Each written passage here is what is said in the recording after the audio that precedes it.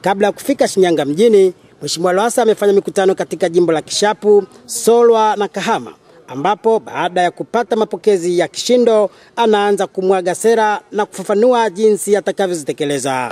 Nitaunda benki maalum itakayoshughulikia wachimbaji wadogo ili muondokane na umaskini.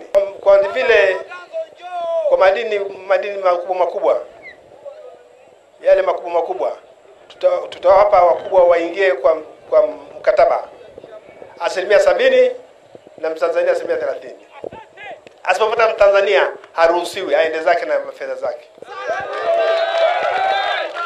Kwa yale madini madogo hakuna mgeni, ni Mtanzania peke yake anaruhusiwa.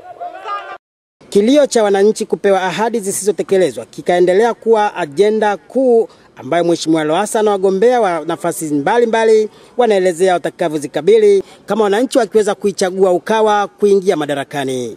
Wafugaji wanapata tabu sana kwa ajili ya maji, kwa ajili ya mifugo.